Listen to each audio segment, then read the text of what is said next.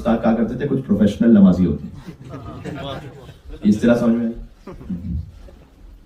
جنہیں نماز بھی پڑھنی ہے. وہ کہتے ہیں کہ کچھ فجر پر ایک آنکھ کھول کے اور ایک آنکھ بند کر کے نماز پڑھتے ہیں, نماز بھی ہو جائے, نیند بھی ڈسٹرب نہ ہو.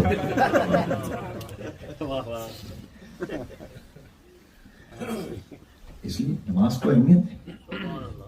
ہمارے یہاں کما حق اس کو اہمیت نہیں دی جاتی. دے اہمیت, اس کے لیے اہتمام سے پڑھیں. اذان اقامت دے اگر ممکن ہے آپ کے لیے, چاہے فورادہ نماز پڑھیں. جانتے ہیں مولا نے فرمایا جو اذان اور اقامت دے کر نماز پڑھے اللہ اس کے پیچھے ملائکہ کی 2 صف کھڑی کر دیتا ہے. کیونکہ جماعت میں ہوتی ہے نا اذان و اقامت معمولاً, تو اب وہ تو فورادہ پڑھ رہا ہے لیکن اذان و اقامت دے دی ہے اس نے, تو اللہ ملائکہ کی 2 صف کے پیچھے کھڑی کر دیتا ہے. اچھا 2 صفوں کا کیا مطلب ہے؟ فرض کیجئے کہ یہاں پر ایک صف میں مثلا 10-12 لوگ آ جائیں, یہ بھی ایک صف ہے. اب امام رضا علیہ السلام کے حرم کی بھی ایک صف ہے, اس میں 500 لوگ آ جائیں ایک صف میں. تو پروردگار جو ملائکہ کی 2 صفیں ہیں یہ کون سی صفیں؟ فرمایا فکر نہ کرو, مشرق سے لے کر مغرب تک ایک صف ہے.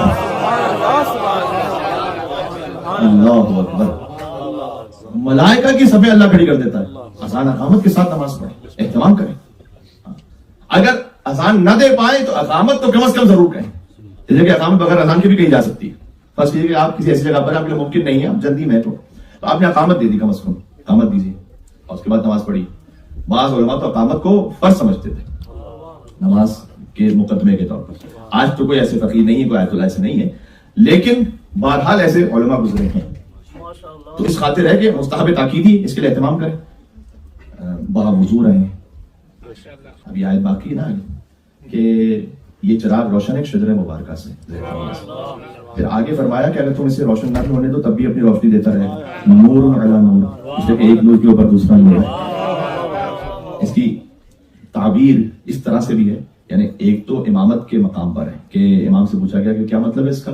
امام نے فرمایا کہ یہ اگر ہمیں خلافت نہ بھی دیں تب بھی یکاد العلم ینفجر بہا, ہم اپنا علم انہیں عطا کرتے رہیں گے, اپنا علم نہیں روکیں گے اس سے. کیونکہ نور علی نور, امام بعدہ امام, ایک امام کے بعد دوسرا امام آتا رہے گا جو تمہیں سکھلائے, جو تمہیں سمجھائے. نور علی نور کی عبادت میں تعبیر اس طرح سے, یہ تو عقیدے میں تعبیر ہوگا. عبادت میں تعبیر اس طرح سے کہ امام سے پوچھا گیا کہ مولا ہمارا وضو ہے, نماز کا وقت ہو گیا ہے, تو کیا دوبارہ تجدید وضو فرمائیں, کریں وضو, یا پھر یہ کہ وضو کافی تو ہے, لیکن اگر دوبارہ وضو کر لے تو امام نے کہا کر لو. نور علی نور, ایک نور کے اوپر ایک اور نور ہے. تو شیطانی خیالات اور وسواس آتے ہیں, اس کے لیے بھی بہت بہتر ہے کہ اگر آپ باوضو رہیں گے تو خیالات سے انشاءاللہ دور رہیں گے. اور بخود یہ ایک بیریئر ہے, فلٹر ہے جو اللہ سبحانہ و تعالیٰ نے لگایا ہے. تو ان معاملات پہ اچھی توجہ دیں, کوشش کریں کہ اول وقت میں نماز پڑھیں. حدیث میں آیا ہے کہ جو اول وقت نماز پڑھنے کا عادی ہو وہ ایک نہ ایک دن اس مقام پر پہنچ جاتا ہے جس مقام پر اللہ اسے پہنچانا چاہتا ہے.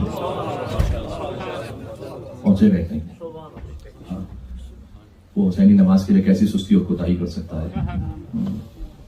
اور میں یقین ہے مجھے کہ کوئی بھی نمازی نہیں ہے یہاں پر. میں تو خالی توجہ دلانا چاہ رہا تھا اور تھوڑا سا احساس دلانا کہ ہم باقاعدہ اہتمام کے ساتھ نماز پڑھیں. علامہ طباطبائی سے کسی نے پوچھا کہ ہم قرآن پڑھتے ہیں لیکن اثر نہیں ہوتا قرآن, تو انہوں نے جواب دیا کہ اس لیے کہ تم قرآن پڑھتے ہو لیکن محبت سے نہیں پڑھتے. قرآن پڑھنا ہو رہا ہے, دل سے پڑھنا ہو رہا ہے, نماز پڑھنا ہو رہا ہے. اب عبداللہ حسین نے شب عاشور فرمایا انی احب الصلاۃ و تلاوت القرآن, میں نماز فقط پڑھتا نہیں ہوں, میں نماز سے عشق کرتا ہوں. ٹھیک ہے, میں تلاوت قرآن فقط کرتا نہیں, تلاوت قرآن سے عشق کرتا ہوں. تلاوت قرآن سے عشق. سبحان اللہ. وہ منظر کیسے کوئی مومن اس کے چشم تصور سے فراموش ہو سکتا ہے کہ جب صاحب معراج حضور مکرم سجدے میں ہوں اور حسین پشت رسالت پر ہوں اور سجدے کو طول دیا جا رہا ہو. حسین آ جائے تو سجدوں کو طول ہو جاتا ہے.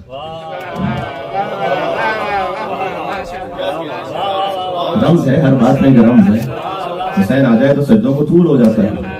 اب میں کیا عرض کروں, ایک کے بعد ایک بات جو آ رہی ہے زبان پہ, میں آپ خدمت میں عرض کر رہا ہوں کہ حضور مکرم سے کسی نے کہا یا رسول اللہ میں چاہتا ہوں جنت میں آپ کے ساتھ رہوں. جنت میں ہونا اور بات ہے, رسول اللہ کے ساتھ ہونا اور بات ہے. جنت کے ایک در سے دوسرے درجے میں اتنا فاصلہ جتنا زمین سے آسمان تک کا فاصلہ ہے, اتنا فاصلہ. تو جنت میں کوئی ہے لیکن ضروری نہیں کہ وہ ہر ایک حضور کے ساتھ ہے. یا رسول اللہ میں آپ کے ساتھ رہوں. اس نے جانتے کیا کہا, لمبے سجدے کر کے میری مدد کرو تو میرے ساتھ رہو گے, طویل سجدہ کر کے. تو طویل سجدہ کرنا یہ پسند ہے، محبوب اللہ سبحانہ و تعالیٰ کو. اس لیے دن میں کم از کم ایک بار ایک لمبا سجدہ ضرور کریں. کبھی بھی آپ کو فرصت ہو، مغرب عشاء کے بعد کبھی بھی فجر پر کس طرح سے آپ ایک سجدے میں جائیں. طویل سجدہ ہمارا بھی کیا طویل سجدہ ہوگا.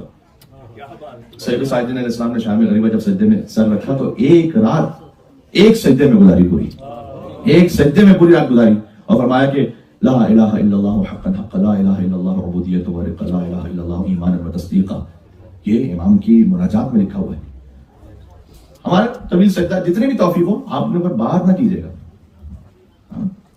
کہ اٹھ کر دیکھ رہا ہوں کتنے منٹ ہو گئے پھر دوبارہ جیسے کریں. یہ والی بات ہے، جب تک کہ آپ کا دل کرے.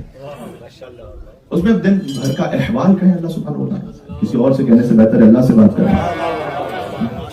تو اگر بعض لوگ کہتے ہیں کہ مولانا صاحب ہم سجدہ آپ کے کہنے والوں نے کیا تو صحیح، لیکن ہمیں سمجھ ہی نہیں آیا کہ ہم کیا کہیں اللہ سے.